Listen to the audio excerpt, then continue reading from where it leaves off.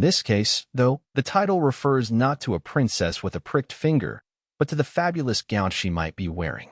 The stars of the Met Spring exhibit, to be launched by the celebrity-studded Met Gala on May 6th, will be treasured garments from the vast collection at the Costume Institute of the Metropolitan Museum of Art, some too fragile to hang upright, lest they disintegrate. They will lie in glass cases, like Sleeping Beauty herself. Curator Andrew Bolton, who masterminds all of the Met's blockbuster fashion exhibits, says he was looking for a way to literally breathe life into a collection of 33,000 pieces, many of which are never seen. He's chosen about 250 of them, spanning 4 centuries. Fashion is such a living art form, Bolton said on Wednesday as he led a group of journalists into the bowels of the museum where the conservation lab lies and where the garments currently slumber, in his words. His aim, he says, was to bring garments to museum-goers via the various senses, not just sight but smell, and sound, too. When a costume comes into the Met collection, it changes irrevocably, Bolton explained. It can't be worn, obviously. You don't see it in movement, you can't smell it, can't hear it, can't touch it. The idea was to reawaken the sensorial aspect of the clothing.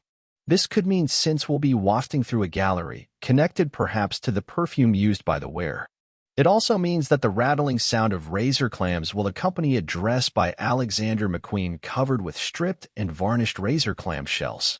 The initial plan was to organize the show around certain masterworks, but curators then changed their strategy. The themes of land, sea, and sky will organize the displays. It's based a lot on nature, as you will see, and Andrew's vision goes from snakes to roses, quipped Anna Wintour, the Vogue editor and doyen of American fashion who runs the gala each year and accompanied Bolton at the preview. Bolton added, "I think nature is a broader metaphor for fashion, the fragility and ephemerality of fashion, but also the circular nature of fashion, the ideas of regeneration and rebirth. So the through line is the natural world." Among the oldest items, a tiny 17th century Elizabethan-era bodice embroidered with nature-themed elements like peas in a pod and birds eating insects. That bodice was fitted onto a mannequin, but nearby, a stunning silk satin ball gown by the 19th century English designer Charles Frederick Worth lay on a table.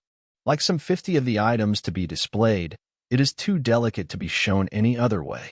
The immersive nature of the show may prove a little frightening to some, Bolton noted, perhaps particularly the presentation of a black tulle dress covered with embroidered blackbirds, designed just before World War II.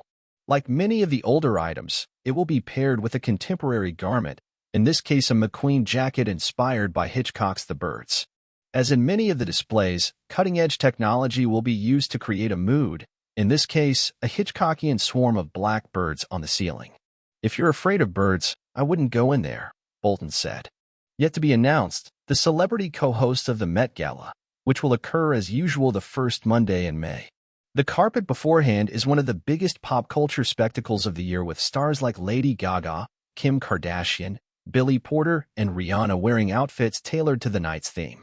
Last year's gala honored late designer Karl Lagerfeld, but other years have focused on broader themes like punk, American fashion, or camp. Bolton said he imagined this year's guests will use the theme of nature to guide their sartorial choices. Probably a lot of florals, Bolton guessed. Or, perhaps, razor clams. The exhibit will run May 10th to September 2nd, 2024.